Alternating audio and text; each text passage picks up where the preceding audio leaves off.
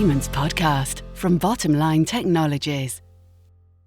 Managing exposure to fraud continues to be a key priority for many businesses, but why is it still such a common problem? We're back for the third and final episode on this year's Business Payments Barometer, reviewing what financial decision makers had to say about the impact of payment fraud and financial sanctions, and what the next 12 months is looking like from that particular perspective. Hello, I'm Rich Williams, host of the Payments Podcast, and with me today is James Richardson, Head of Market Development for Fraud and Risk at Bottomline. Hi, James, and welcome back to the podcast. Thanks, Rich. Great to be here. So, James, we've seen some notably consistent trends across the past 5 years of the barometer, and I suppose it's good news to see that security and fraud prevention, as it was deemed at the time, is still in the top 3 drivers of change. But does this mean that it's still on the mind of businesses of all sizes? Yeah, it's a great question. Yes, is the simple answer. Probably more so now than before as a result of the current COVID situation, which I'm sure we'll go on to. It's been in the top 3 drivers since the start of this survey a few years back. So I'm not surprised that it's still there. I think it's and it's absolutely right that it's still very much top of mind for businesses, and that's a good thing because it's as vital as ever. And I guess related to COVID is a great example of how, unfortunately, this is seen as, dare I say it, a fabulous opportunity for fraudsters who are always looking for an inroad, an angle, and they don't stop in a pandemic. There's no break, there's no holiday. It's actually just seen as a really strong commercial opportunity, if I use those words in a really negative sense, that fraudsters can, prey on the goodwill, the behaviour, the morality of what's, kind of good people. And there was a report by Action Fraud that came out end of May. So bearing in mind this would have only been for a couple of months, but even highlighting then over £4.5 million worth of fraud in the UK, just specifically related to the COVID situation, well over 10,000 victims. And I think that just amplifies that this sort of situation just isn't going away. And I think it's right, therefore, that security and fraud prevention remains towards the top of the boardroom list of topics. Yeah, you almost took the words out of my mouth there when you said that, unfortunately, in situations of gravity, and you'd like to think that humanity will bring people together. People see opportunity there to exploit the weaknesses of humankind. And it's quite a worrying statistic that I noticed was that over half of businesses view financial loss as part and parcel of running the business, or I suppose a cost of doing business, if you prefer to term it that way. What are your thoughts on that comment, James? It's it's almost a bit of a worrying statistic. I agree with that. I'm not surprised though. There's a danger that we've almost become a bit numb to it, and the fact that, and you use that phrase, it's the cost of doing business. Businesses are baking fraud into, the risk of fraud losses into their costs, and ultimately all of that just kind of gets passed on to people that are buying, and that's a really sorry state of affairs. I think so. It's 58% of businesses that view financial losses, part and parcel of running the business. That doesn't make it okay. That doesn't make it all right that we're kind of living with that stat. And I think, and by the way, I don't think that many organizations are comfortable with that. I think it's a really honest kind of response as to where we are in the industry and as a whole, that we haven't quite got to grips with solving it yet. And I think, yes, there are differences depending on your size of organisation. And I think, just to add to the woes for a moment, 47% feel that there's little that they can do to recover the funds that get stolen.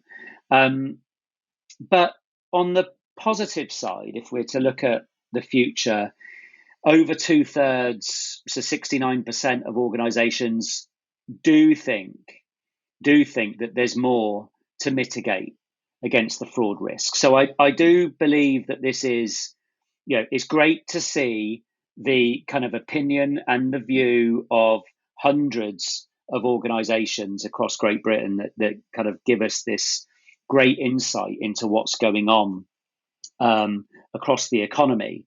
And clearly, the majority of people aren't happy that we're baking fraud cost in. But the good news is that we believe that there's more that can be done to mitigate it. So the future can only be better. I suppose it goes hand in hand, doesn't it? Much like insurance, no one wants to think that they'll be involved in an accident, but you put steps in place to make sure that should it happen, that there's something that you can do to protect yourself. Definitely. And I think, Rich, on that point, I remember a few years back, it was always a question of, the debates were, are we going to be impacted by fraud? And then it moved from, it's not a question of if, it's a question of when. And then that has transformed to, how many times am I going to be impacted? So I think that level of certainty is just kind of, it's expected, right? So it's a question of, how many times am I going to get defrauded, and how many times can I actually make sure that I can catch it before it becomes an issue. Sure, and an awareness of the fact that it is inevitable to a certain extent, it is a good trend to see. And while we're talking about trends, we've seen that year on year there's been an increase in the number of successful attempts made to defraud a business through various tactics. Now, is that a trend that's been consistent in this year's report, or have we seen any changes? Well, actually, the percentage has dropped, so it's gone from 45% to 34%. So if you look at those in kind of in percentage drop terms, it's about a quarter. So that's good. That's actually that's a positive response to this year's survey. But I would kind of caveat that it's whilst it's down, the hit value is actually up. So organisations that are being hit, whilst there has been less hit in percentage terms year over year, the values that they're getting hit by have actually gone up. So people are losing more.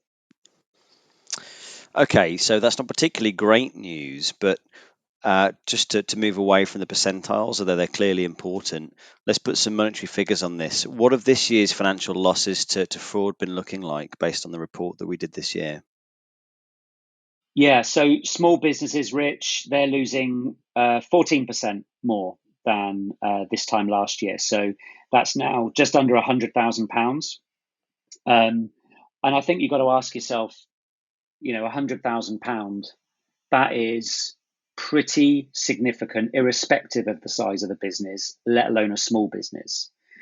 So that's increased by 14%. Medium and large organisations, they've actually been hit harder. So that's 33 and 38% harder than the previous year, 2019. And a large organisation, just to put that into context, that's now set to look an average of £263,000, set to lose £263,000. And 54% of large organisations say there is little that we can do to recover the loss. So let's just put some of those things in context. You've got the fraud incidents dropping, which is good. That means we're catching more. because I don't believe for 1 minute that the fraudsters are slowing up. If anything, they're increasing, they're ratcheting up. So we're getting better, but and it is important that the fraud values themselves. When we're talking about just under £100,000 for small businesses, £250,000 for large organisations, these are not insignificant sums. So it's a good point, James, because you mentioned that £100,000 is significant of a business of any value, of any size. So is there any trend in the scale of organisation and the amount they're being defrauded at the moment? Yeah, actually, enterprise organisations dropped. The incidence dropped around 13%, and they're losing around 4% less. So it's not all it's not all bad news, but I think it's important to kind of look at these things directionally. So small, mid, large businesses getting hit more. Enterprise organizations are able to arguably act, whether it's a little bit quicker, whether it's having different types of defenses in place. I think there's something there that's going on that's that the rest of the community and industry should certainly be looking at. So let's dig into that in a little bit more detail. Any fraud of any kind or any scale is clearly something that you want to reduce the impact of. So what are these larger enterprise organizations doing? And can that be replicated across the board for even the smaller companies? Yeah, so it's a really good point, because I think there's things that organizations can do irrespective of the size, but there's certainly a couple of measures that enterprise organizations, based on the report, and we see this year on year, Rich, but based on the report this year, seem to be doing, if I kind of use the phrase, better than some of the others, than some of the other sizes. So 27% of enterprise size organizations are using automated employee behavior, and compare that to 18% of small businesses. That's quite a difference, actually. So you're coming up to nearly a third, just over a quarter of enterprise organizations using some degree of employee user behavior monitoring, and 57% of enterprise organizations are using bank account validation and verification. And I think I just sort of say two things to those items. One is it's actually a lot more affordable than organizations, irrespective of size, will think it is. The technology's been around for quite a while. Access to the technology across the industry, there's a number of players out there that will help and support those areas. And certainly, bottom line, as a payments and fraud and financial crime provider, that's something that we've been doing for a while, and we see all sizes of organizations using it. Just related to that, in the employee behavior piece, if you think about the climate we're currently in with COVID, you've got employees in charge of payments, treasury, payroll. Everyone's working at home. Now, I'm not saying that everyone's a fraudster. That's not what I'm saying. But it is important, and we've always said this year on year, that you've got the right balance in check between believing that all your threats are on the outside versus what's on the inside. And it's I think solutions like employee behavior monitoring, it's not just about being big brother and checking fraud isn't happening on the inside. It's also being supportive of the employees that are involved in pushing payments around the community, and making sure that there's no kind of coercion going on, that people on the outside aren't influencing people on the inside. So it's pretty helpful with that. And that's the thing in terms of being helpful.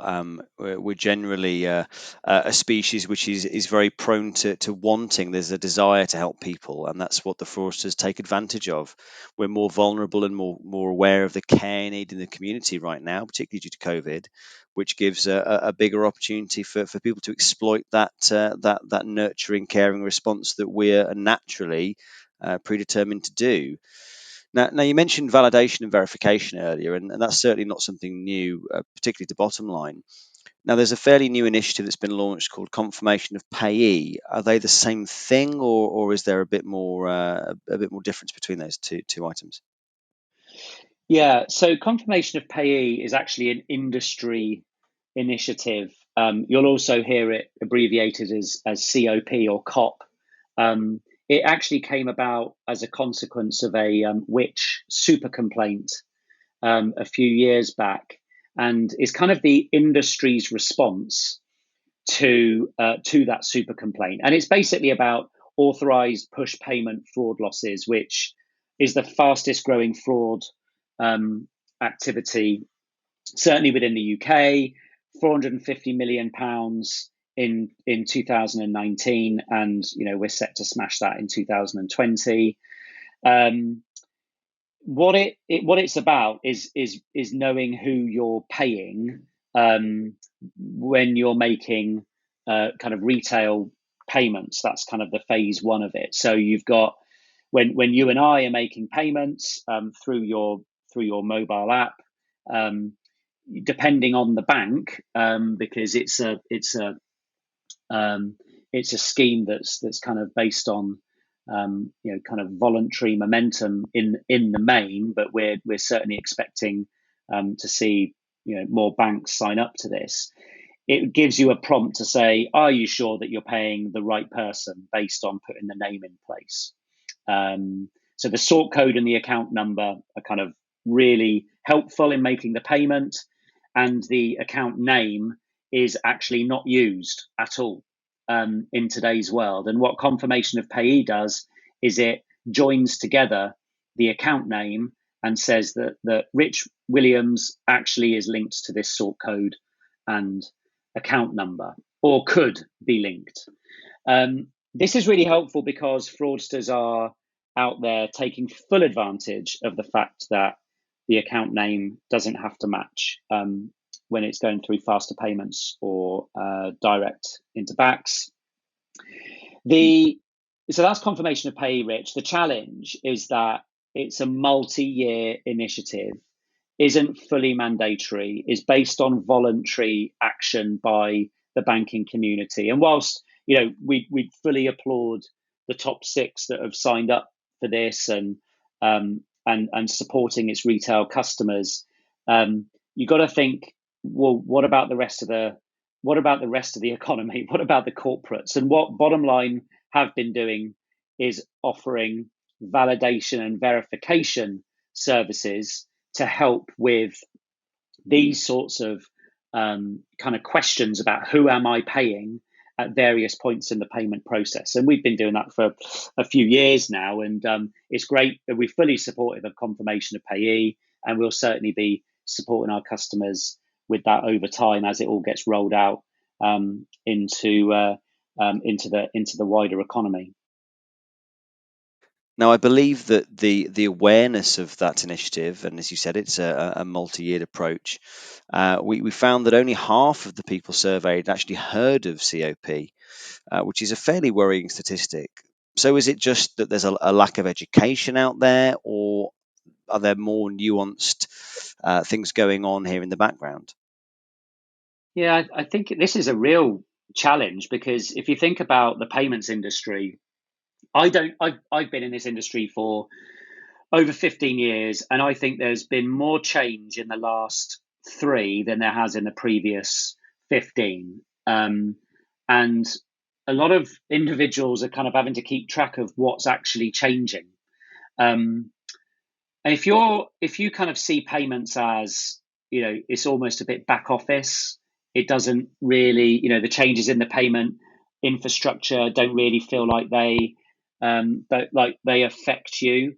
It's actually a moment to kind of lift up and look at what is going on across the industry, not just to continue to make sure that you're going to be able to make payments the same way, but actually there are new services coming out which give you the option for far greater competitive differentiation. The problem or the challenge is how this information is absorbed by organizations. So how do people keep up to date with the latest information and the latest trends? So it is quite worrying that not many organizations take the stat about small businesses. 1 in 5 haven't heard of request to pay, confirmation of payee, and enhanced data. And these are 3 really interesting services that could completely transform how a small business thinks and operates and services its customers. So it's not just about payments being an operational back-end activity. These new initiatives can actually change how an organization structures its behavior with its customers and use it to its advantage. So it is a challenge as to how people keep up to date and educated on it. But certainly enterprise organizations, and you'd probably expect it, they're a little bit more savvy on the whole in keeping up to date with some of those latest trends. But we're part of the industry, and I got to say, there's so much jargon, so much buzzword conversations that take place, and we end up being a bit immune to it. So it's helpful to have the reminder, frankly, that that businesses don't always remember what you're talking about, and we've got our own part to play in making sure that people understand it. So aside from a resource such as this podcast itself, how else can businesses better educate themselves about what's going on in the environment, James? So I think what's been shown quite high up actually as a response in the barometer is that businesses do rely on their banks for information, for up-to-date information, and that's fine. That's absolutely fine, and we'd really, welcome people to, think about where they're getting their sources of information from. And actually, if you use just your bank, think about what if you're multi-banked? Is your bank actually joined up with the latest services that are coming down the line? Because dare I say it, not all of them are. And I'm not to say the banks are doing a bad job. I think actually the banks are doing a brilliant job. It's a tough gig to get education out on latest services.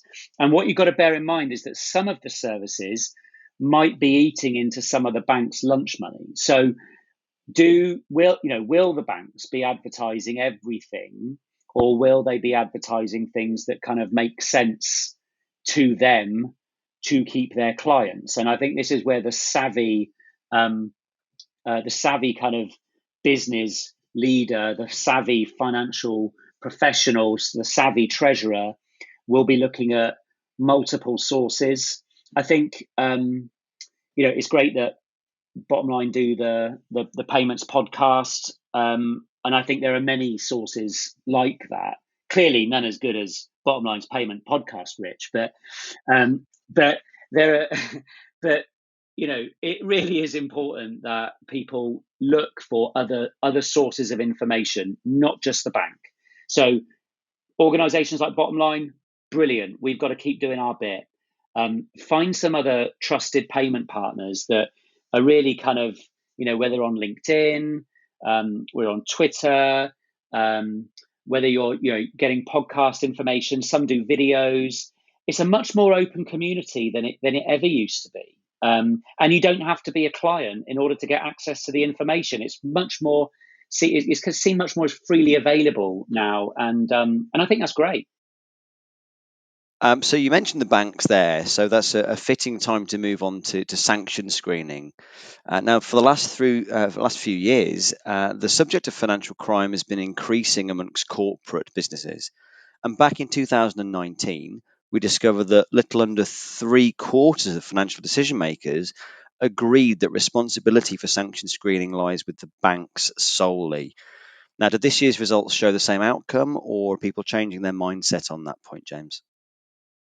Now, I love this question that goes to the respondents, and I've been watching this very closely over the last few years.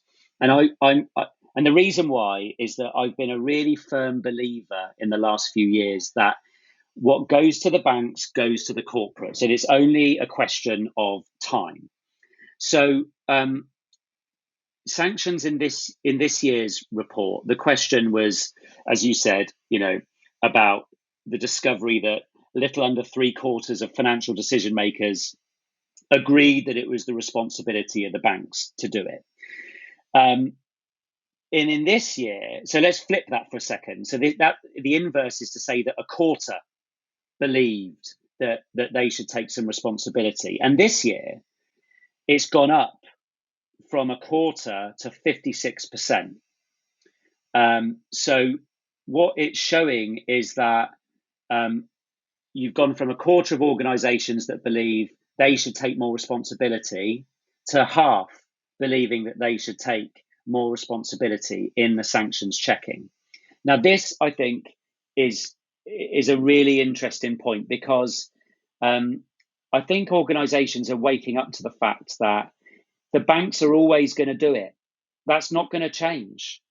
But you would far rather get insight to whether or not you're paying a criminal or a sanctioned entity before the money goes out the door. And part of the reason for that is that if you make the call and you catch it early, then you're not going to the money is not leaving your account. The money is staying with you. As soon as you start pushing it out and the banks pick it up, they may well catch it, but you're then into a process of the bank's kind of sanctions response team looking at what's happened. And number one, nothing's ever completely guaranteed.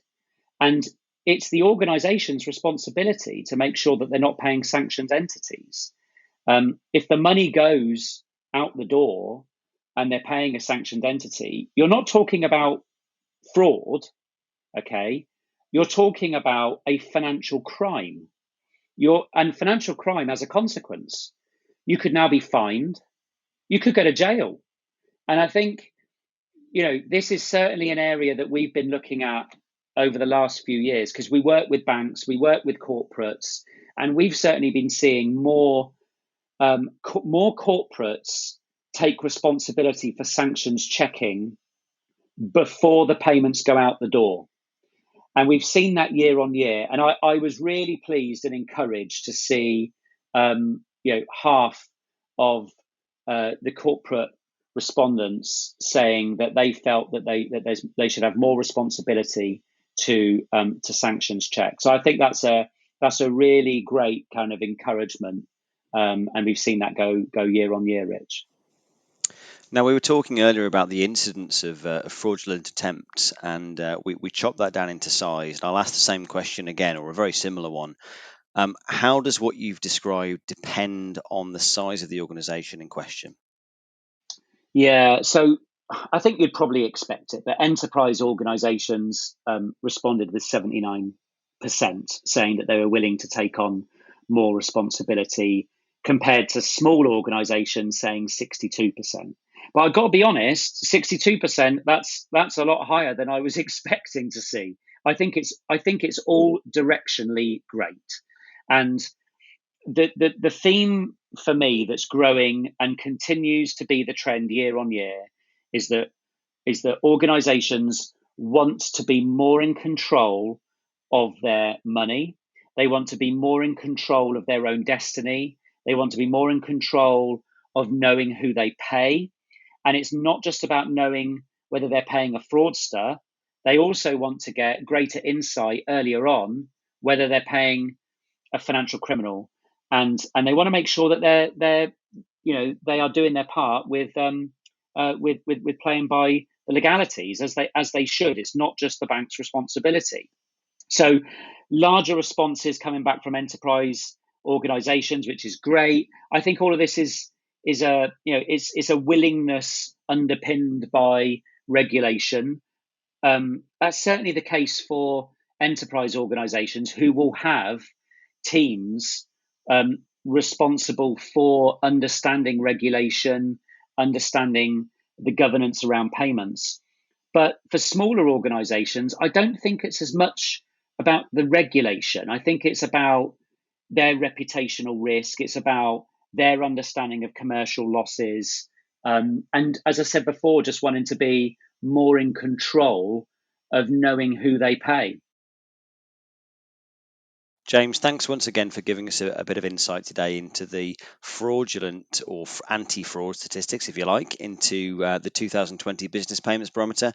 And no doubt we'll see you at some point again on the podcast in the near future. Thanks, Rich. So if you're interested in reading the full 2020 Business Payments Barometer, you can download it from the allnewbottomline.com website.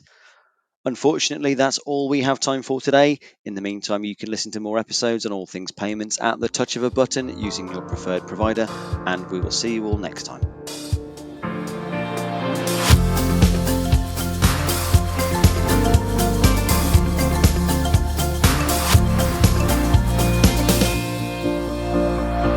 The Payments Podcast from Bottomline Technologies.